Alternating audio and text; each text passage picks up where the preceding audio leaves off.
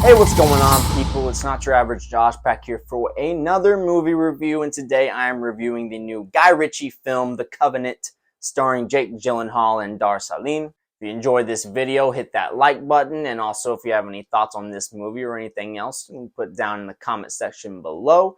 Also, if this is your first time watching any of my videos, hit that subscribe button. It's very much appreciated for this channel. And also follow me on TikTok and add me on Snapchat, where I will post content similar to this. But for the most part, my content will be here on this YouTube channel, Not Your Average Josh. So again, I appreciate all the support, but let's go ahead and get into this review of Guy Ritchie's The Covenant. This movie is based on a true story, and it takes place during the war in Afghanistan, where a local interpreter risks his own life to carry an injured sergeant across miles of grueling terrain. Jake Gyllenhaal is going to get the main shine in terms of the acting in this movie. And Guy Ritchie, I think also, I was very interested in seeing this movie. I've seen plenty of Guy Ritchie films, of course, Snatch, Lock, Stock, and Two Smoking Barrels being the two highest on my list still for Guy Ritchie. But even The Gentleman, which I saw actually very recently, I think sometime last year, that is a very good movie as well. This movie seeming like something very different than anything Guy Ritchie done, at least that I have seen. Definitely more of a straightforward military film about two men, one saving the other in combat, basically. Also dealing with really a lot of the struggles that went on within the actual people that live in Afghanistan, the people that are not a part of the Taliban. I thought the way they dealt with that was very nice in this movie. They got very detailed with that, and a lot of the emotion, especially with your co-lead in this movie, Dar Salim, playing Ahmed. He has a wife and a kid in Afghanistan, and you're dealing with a lot of this movie of them trying to hide because he ends up having a price on his head along with Jake Gyllenhaal's character. It's not, one of those where it's like preaching and praising patriotism or like really pushing it too much in that way. Like I'd say American Sniper kind of was, even though I really did enjoy that movie as well. This is very much just a story taking place within this crazy, chaotic war that is taking place. And I thought Jake Gyllenhaal just did a great job in this. I mean, what can you say? Is that any news at this point?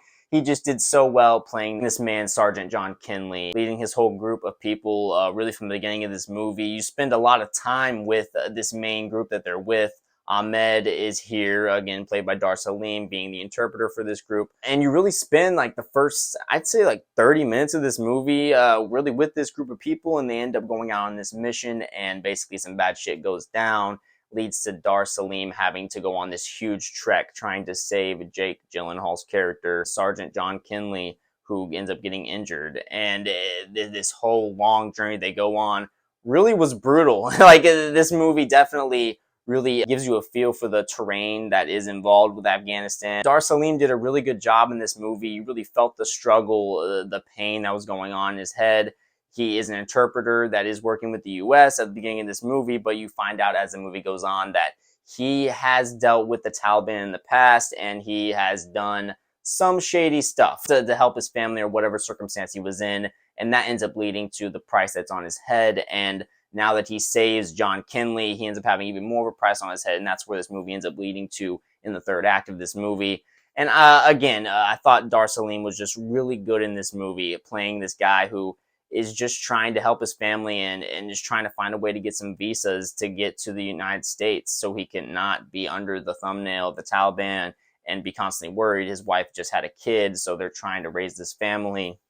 And you have Jake Gyllenhaal's character who, because Ahmed saves him, John Kinley just feels this guilt. The second act of this movie, after John Kinley is home, recovering from his injuries from almost dying, being saved by Ahmed, Jake Gyllenhaal just puts so much of this guilt, this pain, this torture, really putting on full display, almost more than I've seen in a movie, in terms of like the true terror and like pain that you feel of the PTSD that a veteran can feel, along with the guilt that someone saved him, and now Ahmed is stuck in Afghanistan, still can't come over to the US, and is literally every day increases the chance of him being hunted down and killed. An extended sequence of John Kinley trying to call, just continuing to call this number that's supposed to try and help get Ahmed his visas, but it's just this long process, and they really play into the fact that it's just so hard to get things done with the system, a lot of systems in the country, but especially with anything dealing with veterans, how it can be so hard to get certain things done. But especially with this, I mean, you got a man in Afghanistan getting him a visa. It's just not as simple as something that can happen the next day.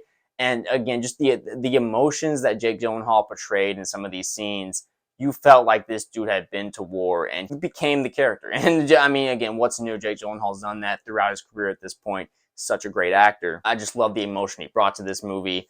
And then really, it is a traditional military story in a lot of ways, and it turns into actually a revenge story. And there's some things throughout this movie where you can go, okay, that's a little far-fetched, maybe. Like, that's a little bit of a stretch.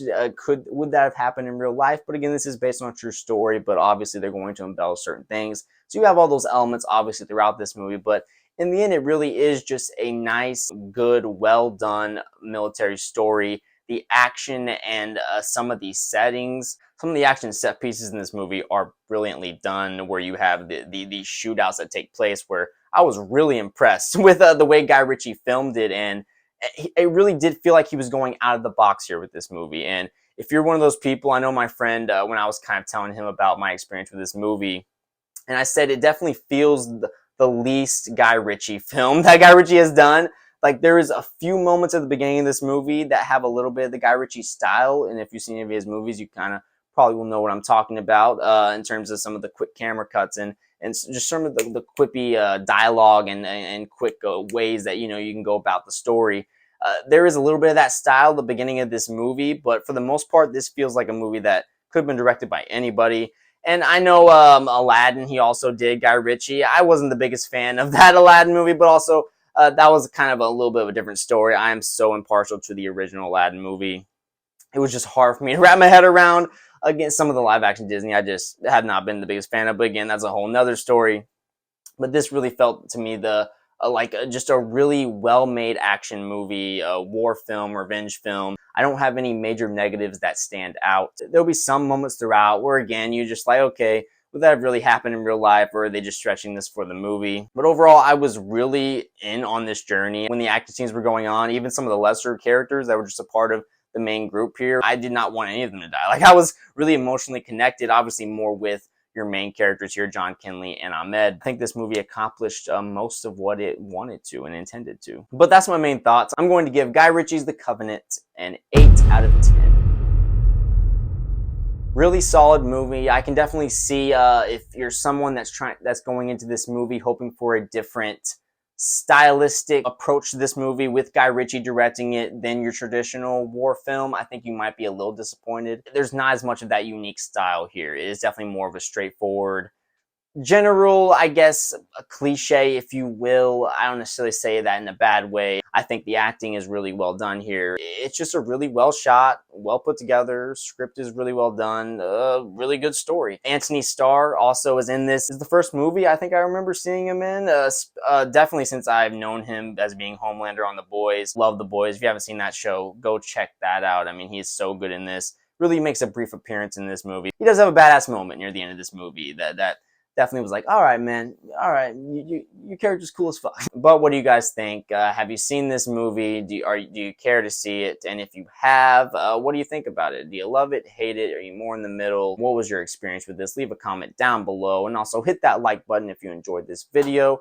And also, if this is your first time watching any of my videos, hit that subscribe button. You can also follow me on TikTok and add me on Snapchat, where I will post content similar to this. But for the most part, my content will be here on this YouTube channel, Not Your Average Josh.